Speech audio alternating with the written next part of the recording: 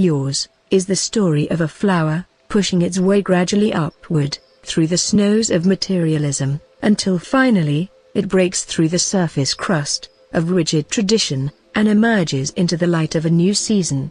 It has been hard for you of individual consciousness during this human winter, but you come from hardy stock. And the warming you now feel is no illusion.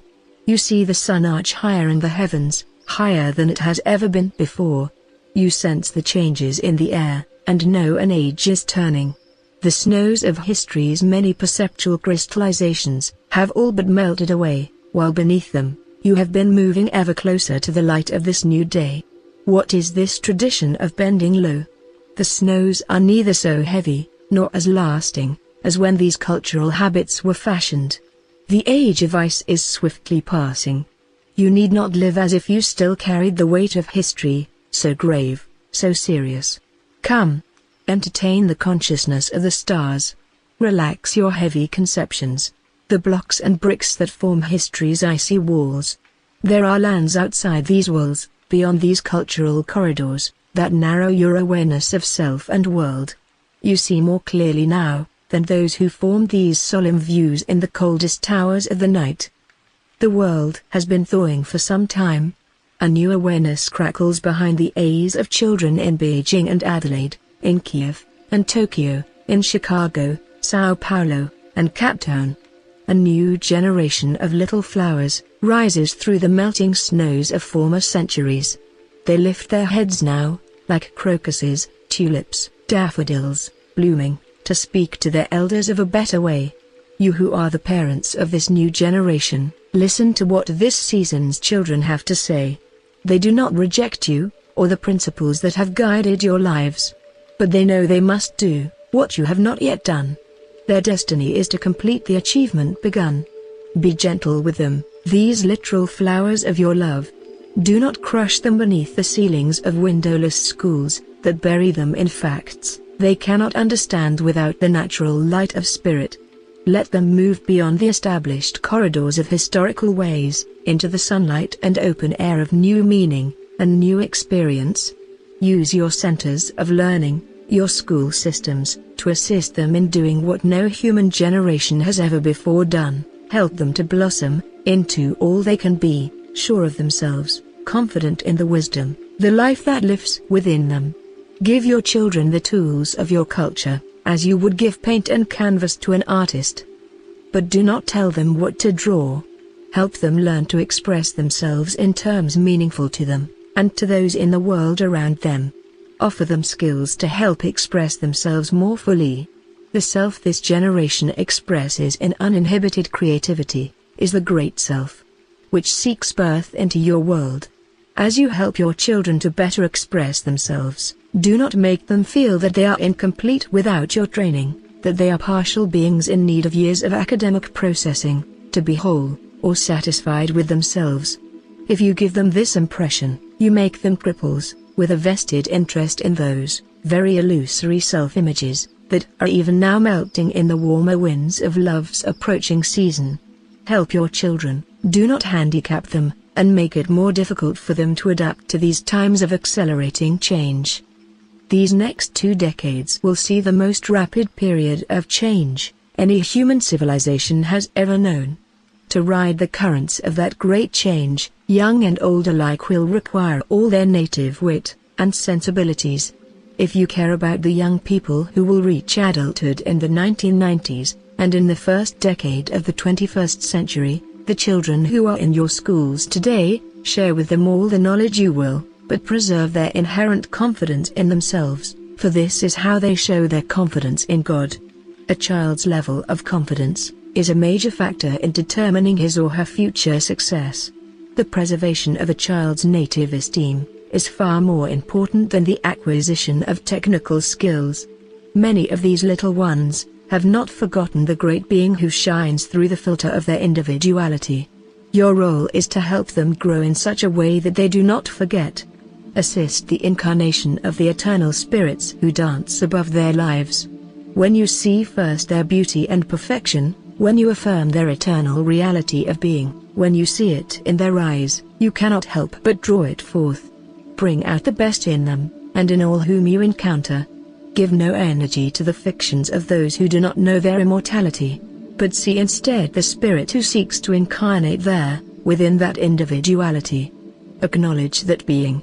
Relate to it. Draw it forth. Help another dimension of eternity slip quietly into your times. Help this new generation to awaken. And you, of younger years, you will not make the people around you happy, doing what you think they want you to do. Only through being yourself can you give to the others in your world your greatest gifts. To do any less betrays both them and yourself. There are many people who, decades after adolescence, continue to live their lives based on how they think their parents want them to live. It is appropriate to respect parents, to listen to their ideas, suggestions, advice, and there are many instances in which parental input is in harmony with the pursuit of your own purposes, many instances in which it can help you cut through illusion and become more fully yourself.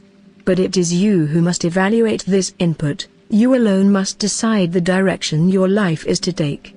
For where do parents stop, and where does society begin? Do not cut yourself off from ideas and suggestions that come from those whom you admire and respect.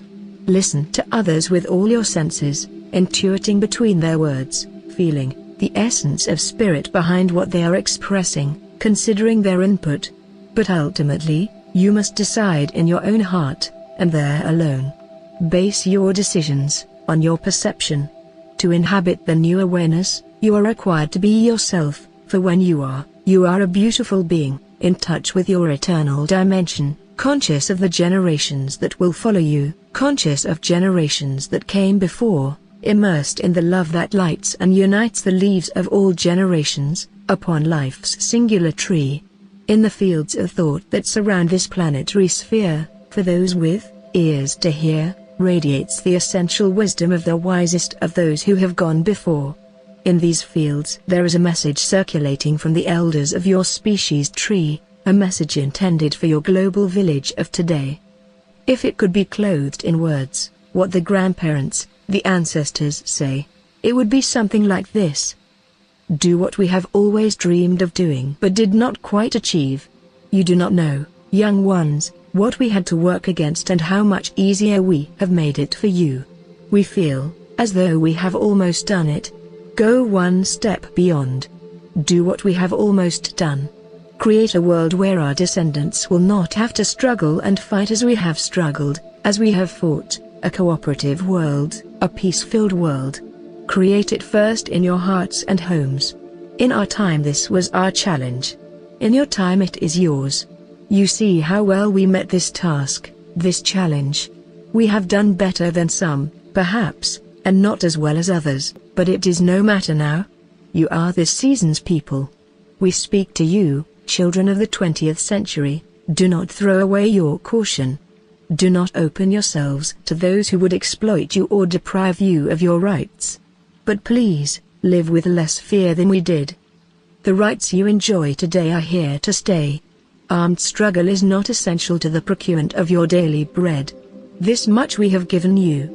There are still those who would take advantage of you, but they are fewer and less powerful than they were in our time. The communication tools you have today make it far more difficult for those who would abuse power. Perhaps the most important lesson our lives have taught us is this.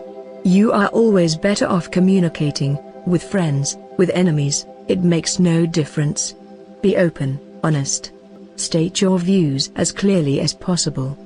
Do not be afraid of giving away secrets. It is best to have no secrets, they are the source of much mistrust. Share with others who you are, your goals, your ambitions.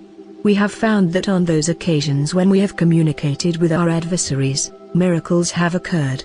Across national borders, across racial lines, across economic and social barriers, breakthroughs of understanding have occurred. We came to respect those with whom we spoke, and they came to respect us. These are the friendships that have served us well in our lives. Agreement is less important than respect, for with respect, agreement may one day occur, but without it, agreement is impossible. Honesty and openness will earn you respect. The times we fought when we did not need to fight, we lost both the fight and potential friends. Count everyone a potential friend, then do what you can to make that friendship real. Communication is a power much greater than confrontation. Do not lose sight of that. We have seen, as all the elders of our race have seen, that there is no scarcity of resources. The only scarcities have been of love, and of imagination. As long as the sun shines and rivers flow, as long as the winds blow, and ocean waves lap upon these shores, there is no shortage of energy, nor is there anything over which to fight, unless perhaps your basic needs are denied by another's greed. Then we would say, yes, defend your rights, but speak first, communicate first. Use all your wit and ingenuity to avoid the conflict, then, if you must, defend what you must. But know you may well lose as much as you will gain. Use force only in defense and only as a last resort. There is no cause but defense that justifies violence. No nation, whose people are motivated for any reason other than defense, can win a war in the present climate of the world. Perhaps this was not always true. But the wise ones among us have noticed this, and whatever its cause, it is the reality of the times in which you live. Can you understand? This is the real news. Consider what it means. No nation desires to lose a war, and if only a defensive war can be won, we will launch a war. Can nations battle in mutual defense? If your youth pumps passion through your blood and you desire an arena in which to test your spirit fire, turn to the athletic field, to the Olympic Games, to amateur and professional sports, to baseball, basketball, football, soccer, rugby, hurling, skiing, sailing, bicycling, dancing, cross-country racing. The options before you are endless. Choose the field that best suits your nature. Compete to your heart's content. Enjoy the pursuit of excellence. Compete in marketplaces and music halls, in fields and amphitheaters. But if you seek to enjoy your lives, do not compete on the battlefield. Leave behind the old world's greatest bane. Do not kill. Do not destroy. Do not maim, murder, and ruin. In the end, you but do these things to yourselves. There are no others. Let your competition be light-hearted and friendly. Celebrate the diversity of excellence. We have lived that you might know a brighter world. Do not throw away the promise we have given you. If you turn to violence in any of its forms, you betray those of us who have gone before you and those of us who will follow. There are no winners in violent confrontation, only losers, and more losers. Do not let the pursuit of excellence in your chosen field blind you to the excellence of another. See the same spirit in them, pursuing the same excellence to which you aspire. Appreciate them in the same way you appreciate the skilled opponent, who helps you hone and develop your skills. Appreciate them as you would a partner, a coach, a trainer who helps you transcend what you thought were your limitations. These attitudes, simple though they are, lie at the heart of the world we want you to know.